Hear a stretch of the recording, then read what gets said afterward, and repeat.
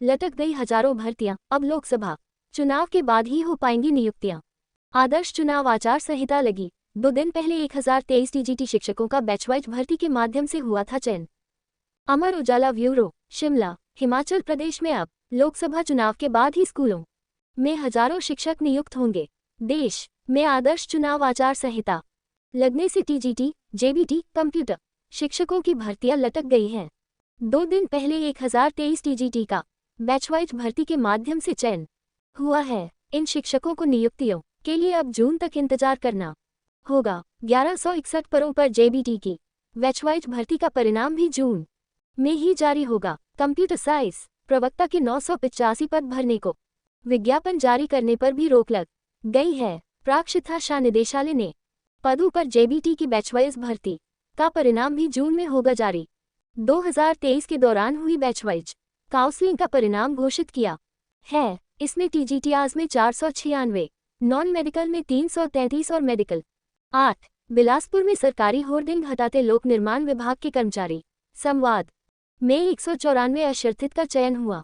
पद computer science प्रवक्ता के भरने के लिए विज्ञापन जारी करने पर भी रोक।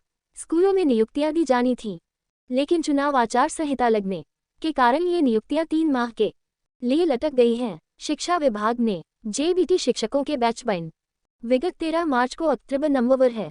आने वाले दिनों में इन शिक्षकों को 1161 पद भरने के लिए हाईकोर्ट से भी मंजूरी मांगी है। बीते दिनों इस मामले की सुनवाई के दौरान हाईकोर्ट ने बिना मंजूरी परिणाम जारी नहीं करने के आदेश दिए थे।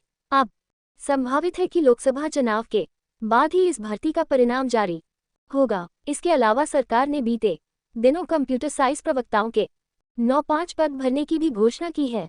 लोक सेवा आयोग के माध्यम से सीधी भर्ती से इन पदों को भरा जाना है। पूर्व में आउटसोर्स पर नियुक्त कंप्यूटर शिक्षकों को इस भर्ती में प्राथमिकता दी जाएगी। हालांकि निष्क्रिय करने के लिए चुनाव आयोग से मंजूरी जरूरी होगी।